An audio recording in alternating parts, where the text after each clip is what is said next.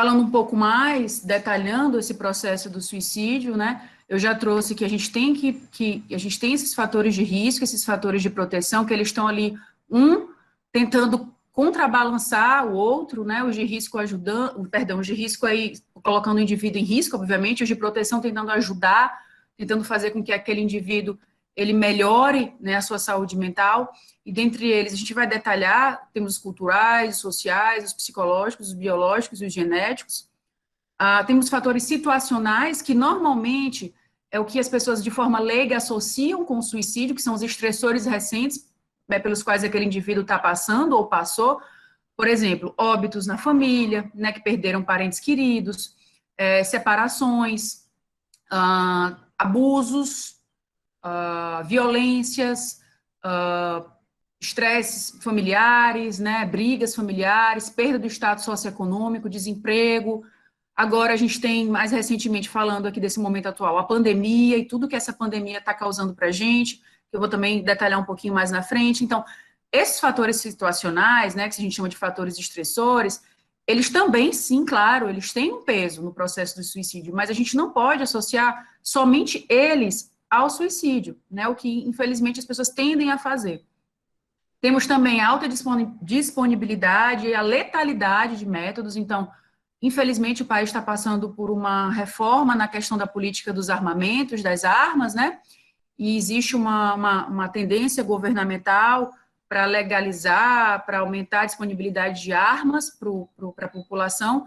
Essas armas, elas são um fator de risco, né, situacional extremamente preocupante, tá? Porque as armas têm uma letalidade muito alta, né? Então, pessoas que têm problemas psiquiátricos e têm acesso legal a uma arma, o processo de suicídio ele se dá de uma forma, né, bem mais fácil. Detalhando um pouco para vocês, porque isso é bem importante, os fatores de risco para o suicídio, né? Entrando dentro dos sociodemográficos, a gente já comentou, né, que o gênero, os homens, eles cometem mais suicídio, mas as mulheres, elas tentam bem mais, né, do que os homens. A idade, né, a gente tem que ficar muito atento aos idosos. Os idosos, eles são uma faixa etária que a gente tem que ficar atento, é uma faixa etária onde os índices, eles aumentam, e os idosos, eles às vezes, quando eles têm uma letalidade maior, né, quando eles tentam, e os jovens também, porque os jovens têm muitas tentativas, né, de suicídio, e às vezes até de automutilação. Então, são duas faixas etárias que nós temos que ficar muito atentos enquanto sociedade. Pessoas de baixo status social, de baixo status educacional, né, que não tiveram acesso a uma boa educação, né, e que socialmente estão em uma renda ou de uma forma socialmente vulnerável, né, passando por necessidades. Indivíduos que são solteiros, separados, divorciados ou viúvos, tá, também tem um índice maior, que moram sozinhos, né, o status residencial, morar sozinho é um fator de risco importante. Desempregados, principalmente pessoas que foram desempregadas de forma recente, abrupta, enfim. Aposentados, os homens, eles lidam muito mal com a aposentadoria, mais do que as mulheres, né? Porque as mulheres tendem a ter mais vínculos familiares com netos, com filhos, a questão do cuidado feminino. Os homens não, os homens têm uma identidade muito forte com o seu trabalho, então, quando eles se aposentam, e eles não se prepararam para isso, às vezes eles entram em quadros depressivos graves, eles perdem o sentido de viver, e isso pode trazer um risco de suicídio. Pessoas que trabalham em empregos inseguros, sem vínculos formais, que podem ser demitidos a qualquer momento, que sofrem assédio morais no seu trabalho, né, que estão constantemente sofrendo abusos de chefias, de colegas, isso também é um risco. Estado socioeconômico, né, fraco, ruim, principalmente para os homens, que têm uma dificuldade maior de lidar com isso. Alguns subgrupos populacionais, os estudantes, pessoas que estão presas, né, os prisioneiros, então, principalmente em situações como as das prisões brasileiras, pessoas imigrantes, né, indivíduos imigrantes que tiveram que sair dos seus países e vivem em condições precárias em outros países. A gente tem o caso dos imigrantes venezuelanos que estão, né, que estão agora no Brasil de uma forma muito, muito intensa e muitas vezes em condições precárias. Os refugiados de guerra, refugiados das mais diversas crises em outros países e que vão morar, né, em lugares onde eles não têm família, onde eles não têm nenhum tipo de estrutura. E pessoas, às vezes, que participam de seitas, né, algumas seitas religiosas que pregam, por exemplo, pregam situações onde você vai encontrar com entidades espirituais, se você morrer, ou se você cometer suicídio, e que a gente tem relatos disso, principalmente nos Estados Unidos, né, de suicídios coletivos, onde os líderes dessas seitas, eles pregavam que os indivíduos tinham que se matar, tinham que morrer para atingir uma nova etapa aí na sua evolução espiritual. Instituições especiais, né, pessoas que estão institucionalizadas em hospitais, em prisões, dentro do exército também, os índices de depressão em indivíduos no exército também é bem alto. Alguma relação também com a estação do ano, a sazonalidade, por exemplo, os meses mais quentes, nos domingos, normalmente o domingo é um dia, domingo e segunda-feira de manhã, né, os trabalhos trazem, que são os dias onde as pessoas mais cometem suicídios, principalmente o período da manhã, que a manhã está associada com piora do quadro depressivo, e aniversários, né, datas, assim, muito simbólicas, muito marcantes para o indivíduo. Eventos na vida, né, eu já até comentei um pouco sobre isso, eventos adversos traumáticos, como perdas recentes de membros familiares ou de amigos, separações, acusações criminais, violências, enfim. Esses eventos traumáticos, eles também são um fator de risco importante. O suporte à integração social, né, o indivíduo pertencer a minorias étnicas, minorias sexuais, né, ter um baixo suporte social, sofrer preconceito, sofrer homofobia, sofrer preconceito racial, preconceito étnico, isso tudo é fator de risco, né, para o comportamento suicida. O histórico familiar, né, a gente já sabe, os estudos trazem que famílias que têm casos de suicídio têm um componente genético, infelizmente, para outros casos, tá? Não só porque o transtorno mental também tem um componente genético muito forte, e ele é um fator de risco muito importante para o suicídio, mas o suicídio em si, ele, por si só, né, ter um caso na família, acende um alerta aí para a genética e para que possa ter outros casos na mesma família. Não só do suicídio, mas como comportamentos suicidas em geral. Transtornos mentais, né, que eu vou detalhar um pouquinho na frente, eu vou só ler aqui para vocês, mas eu vou trazer mais na frente em outro slide. Ter qualquer transtorno mental, gente, é um fator de risco muito importante, tá, clínico, para o comportamento suicida.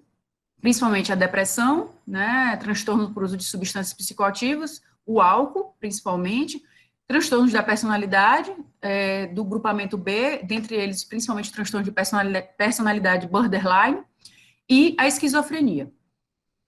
Contato com serviços psiquiátricos também é um fator de risco, pessoas que já passaram por vários serviços psiquiátricos, contatos recentes, no período imediatamente depois que o indivíduo tem alta de uma internação psiquiátrica, é um período crítico, tá, gente? Então, ter cuidado com essas pessoas que acabaram de ter alta de internações de emergências hospitalares e por tentativa de suicídio. Esse período logo após a alta é um período crítico para o indivíduo tentar suicídio novamente, e o uso de drogas psicotrópicas, né? Indivíduos que façam uso de drogas psicotrópicas, sem um acompanhamento profissional, às vezes até com acompanhamento, eles têm que estar sempre sendo cuidados pela família, pelos amigos, para que eles não façam uso dessa medicação de uma forma abusiva com a tentativa de cometer suicídio. Alguns sintomas psiquiátricos, gente, chamam muito a atenção, tá? Para a tentativa de suicídio. Principalmente a desesperança, o indivíduo não tem mais esperança em viver, ele não tem mais motivos para viver, ele diz que a esperança dele acabou. Então, isso é um sintoma muito importante quando o indivíduo ele fala isso para a gente, para a família, para os amigos, para os profissionais. O humor deprimido, né, a tristeza, uma angústia, né, ela é, claro, um sintoma psiquiátrico muito prevalente nos indivíduos que cometem o suicídio. A sensação de ter sido abandonado, às vezes o indivíduo nem foi abandonado, né, mas ele se sente abandonado por outras pessoas, ele se sente desamparado, né, ele se sente sem acolhimento do seu núcleo social, familiar, de amigos. Então, isso é um fator de risco importante. Indivíduos psicóticos que estão com prejuízo da sua realidade, estão em surtos delirantes, paranoides, persecutórios, autorreferentes, tendo alucinações, então são indivíduos em risco também, que precisam de ajuda imediata, indivíduos muito ansiosos, indivíduos que têm agressividade, né, que são muito agressivos, muito raivosos, muito irritadiços, também é um fator de risco, indivíduos muito impulsivos, né, a impulsividade, ela é um fator de risco importante para o suicídio, né, indivíduos que eles não pensam, eles não planejam, eles vão do pensamento para a ação, então essa impulsividade, ela pode, infelizmente, resultar no ato suicida. A introversão também é uma característica que às vezes preocupa e precisa ser trabalhada, né, para que não seja algo patológico.